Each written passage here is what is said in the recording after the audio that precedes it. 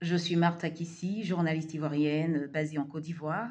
Généralement, je réalise mes investigations sur les questions de santé et d'environnement, des sujets qui m'ont d'ailleurs valu des prix à l'international, comme le prix mondial éco-reportage organisé en 2022 par le club Drôme Ardèche, c'était en France. Ensuite, ma dernière enquête, elle date de septembre 2022. Alors, c'était sur la précarité menstruelle en milieu carcéral où j'ai eu l'occasion d'interroger les femmes détenues et qui m'ont raconté leurs difficultés, leur calvaire à avoir accès à des protections hygiéniques, une situation qui met en péril, bien sûr, leur santé de la reproduction, même après la prison. Et cette enquête m'a aussi valu un prix à l'international. Être femme journaliste d'investigation, c'est un défi au quotidien. Un défi parce que, vous le savez, dans notre société africaine, dans nos États africains, il y a toujours cette pesanteur sur la femme, comme quoi la femme est toujours au second plan. La femme n'a pas les capacités de faire ci, la femme n'a pas les capacités de faire ça.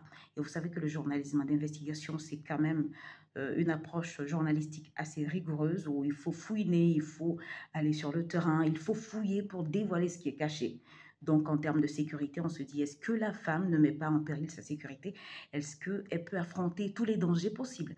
Donc, on a encore cette pesanteur sur nous en tant que femme journaliste d'investigation, mais bon, je pense que c'est ce qu'on a choisi et on essaie de relever tous ces défis-là.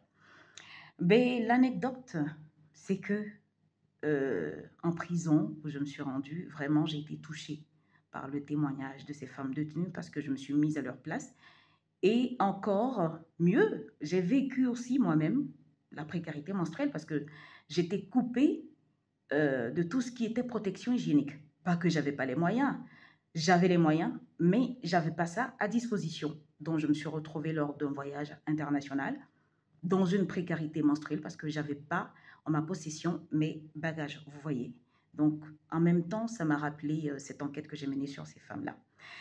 Et je voudrais bien que les journalistes d'investigation, après leurs enquêtes, présentent les résultats de ces enquêtes-là, en invitant la société civile, en invitant les décideurs, les populations. Parce qu'une enquête qui est menée, je pense que c'est pour contre-solution, pour réparer une injustice.